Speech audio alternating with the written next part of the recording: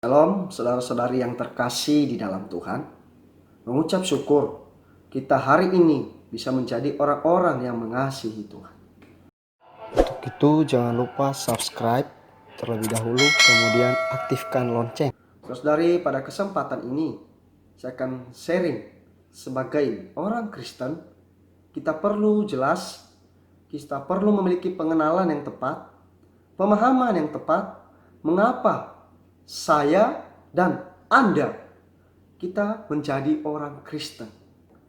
Kita menjadi orang Kristen sepenuhnya bukan tergantung dari apa adanya kita, hasil usaha kita, atau karena kita terlahir dari keluarga Kristen, atau karena kita keturunan Kristen, yang mana bapak ibu nenek moyang kita juga adalah Kristen, atau sepenuhnya karena kita menganut agama Kristen, ataukah karena kita memiliki KTP Kristen.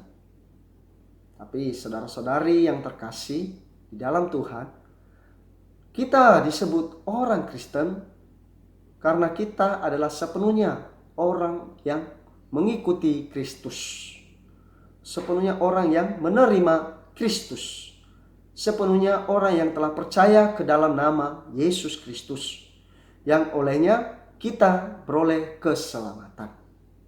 Untuk itu, saudara-saudari yang terkasih di dalam Tuhan, kita disebut sebagai Kristen. Ini berkaitan dengan kita telah beroleh selamat di hadapan Tuhan. Beroleh selamat ini berkaitan dengan sesuatu urusan yang pribadi kita dengan Allah. Karena setiap orang, setiap insan, setiap manusia harus secara pribadi berurusan dengan Tuhan berkaitan dengan keselamatannya. Keselamatan kita tidak boleh diwakili oleh keluarga kita, oleh sanak famili kita, oleh bapak ibu kita, oleh kakak adik kita, tetapi sepenuhnya adalah tanggung jawab kita masing-masing. Maka untuk itu kita menjadi orang Kristen karena kita sepenuhnya sadar, kita sepenuhnya paham, mengerti bahwa kita sepenuhnya adalah orang yang menerima Kristus Yesus, percaya ke dalam Dia, bahwa Dia adalah Tuhan dan Juru Selamat kita, yang mampu, sanggup menyelamatkan kita dari segala apa adanya dosa kita, hal-hal negatif yang akan membawa kita menjadi orang yang beroleh penghukuman. Saudara-saudari, karena kita menjadi orang Kristen tidak lain karena kita menerima apa adanya Kristus Yesus sebagai Juru Selamat kita.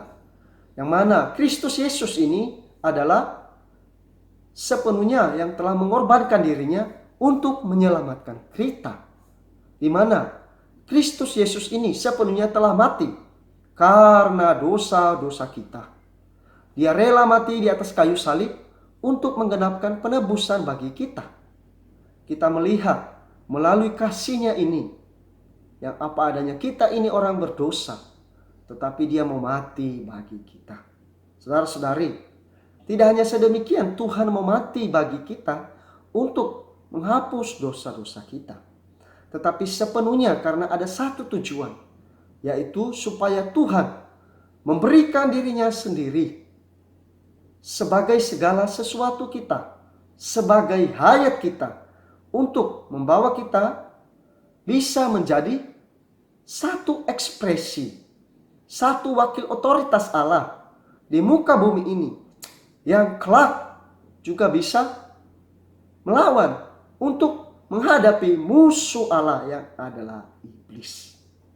Untuk itu saudara-saudari yang terkasih di dalam Tuhan, kita perlu jelas bahwa Kristus mati bagi kita sepenuhnya untuk menebus kita. Dari apa? Dari segala cara hidup kita yang sia-sia, dari hidup kita yang sembarangan, yang sepenuhnya kita warisi dari nenek moyang kita. Tetapi Tuhan menebus kita ini bukan dengan sesuatu barang yang receh, tetapi Dia menebus kita bukan dengan sesuatu barang yang fana, bukan dengan perak ataupun emas, tetapi karena darah-Nya yang mahal, yaitu darah Kristus yang sama seperti darah anak domba yang tak bernoda dan tak bercacat. Sehingga melalui darah yang telah tertumpah ini di atas kayu salib, yang telah tercurah di atas kayu salib, sanggup memuaskan tuntutan keadil benaran Allah. Di satu sisi Allah kita adalah Allah yang kasih, tetapi dia di satu sisi juga adalah Allah yang adil. Sehingga hanya Yesus Kristus yang sanggup memenuhi tuntutan keadil benaran Allah, karena dia juga sepenuhnya dia yang diperkenan Allah. Puji Tuhan, kita mengucap syukur hari ini.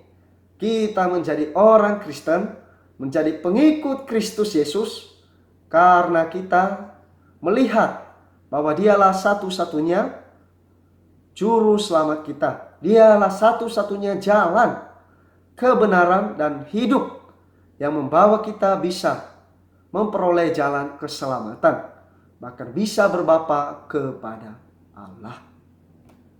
Saudara-saudari yang terkasih di dalam Tuhan, bahkan lebih lanjut kita melihat oleh penumpahan darah Kristus Yesus kita beroleh satu pengampunan dosa.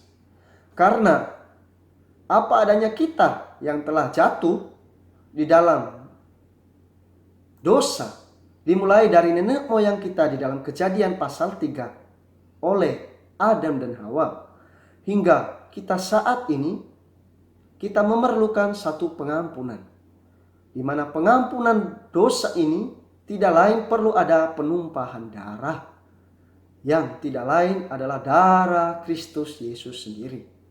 Sehingga kita mengucap syukur, Tuhan sepenuhnya memenuhi kualifikasi, memenuhi tuntutan, memenuhi syarat. Satu-satunya kandidat yang layak memenuhi tuntutan keadil benaran Allah, yang memuaskan Allah, sehingga kita bisa beroleh pengampunan dosa. Bahkan lebih lanjut, Tuhan yang sedemikian, Yesus Kristus datang. Di dalam Yohanes 10 ayat 10 dia berkata bahwa dia datang supaya kita mempunyai hidup, mempunyai hayat, dan mempunyainya dengan berlimpah-limpah. Jadi satu sisi Tuhan datang untuk menyelamatkan kita dari penghukuman, membawa kita menjadi orang yang dibebaskan, dilepaskan dari penghukuman maut, dari dosa kita. Tapi juga di sisi yang lain dia datang supaya kita mempunyai hidup, mempunyai hayat, dan kita mempunyainya dengan berlimpah-limpah. Oh, dengan penuh, dengan kaya, secara limpah-limpah. Haleluya. Kita hanya perlu mengucap syukur kepada Dia. Saudara-saudari yang terkasih di dalam Tuhan Yesus, para pengasih Tuhan, Allah kita yang sedemikian menciptakan kita, dialah yang separuhnya, di mana kepadanya kita harus memberi pertanggungjawaban atas hidup kita. Tidak lain adalah Tuhan Yesus Kristus yang mengasihi kita. Dia rela mati untuk mengampuni segala dosa kita, tetapi juga dia datang sepenuhnya untuk membawa hidup, membawa hayat bagi kita, supaya kita bisa menjadi ekspresinya, menjadi wakil otoritasnya, yang tidak lain adalah putra-putra Allah. Haleluya, saudara-saudari yang terkasih. Untuk itu kiranya di dalam penghidupan kita sehari-hari, kita perlu mengikuti teladan Tuhan Yesus di dalam kehidupannya di muka bumi ini, yang senantiasa memperhidupkan kehidupan orang Kristen yang sejati. Dia hidup bukan berdasarkan dirinya sendiri, tetapi dia hidup sepenuhnya berdasarkan pimpinan daripada Bapa yang surgawi. Pimpinan bagaimana Bapa menuntun dia.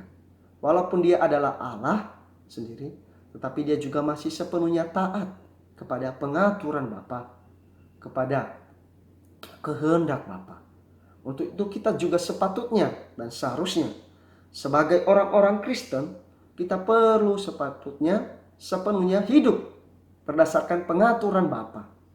pengaturan Yesus Kristus melalui Roh itu yang telah ada di dalam kita. Untuk itu kiranya hari demi hari hidup kita penuh dengan pimpinan Tuhan.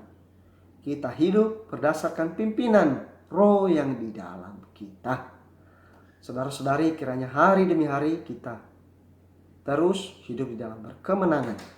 Sukacita yang sejati terus mengalir di dalam kita. Saudara-saudari, kiranya melalui kesaksian sharing ini juga membawa kita bisa menjadi orang-orang yang terus maju di dalam Tuhan, di dalam penghidupan kerohanian kita. Saudara-saudari, kiranya melalui sharing ini kita juga bisa membagikan kekayaan kelimpahan Kristus kepada orang-orang di sekitar kita, sehingga kabar sukacita tidak hanya berhenti di atas diri saya dan di atas diri saudara-saudari yang menonton video ini, tapi kita perlu sebarluaskan melalui kita beritakan kepada orang lain, atau kita men-sharingkan, membagikan video ini kepada orang lain melalui media sosial kita atau media apapun. Kiranya makin hari banyak orang diselamatkan, makin hari firman Tuhan terus tersebar luaskan, sehingga kita menjadi orang yang bersukacita dan makin hari makin genap jumlahnya, yaitu firman Tuhan makin tersebar. Dan apa yang menjadi kedambaan Tuhan, yaitu semua orang perlu diselamatkan dan memperoleh pengetahuan yang penuh akan kebenaran segera nyata melalui saya dan saudara-saudari, Bapak Ibu yang terkasih, para pengasihi Tuhan. Tuhan Yesus mengasihi kita. Amin. Haleluya.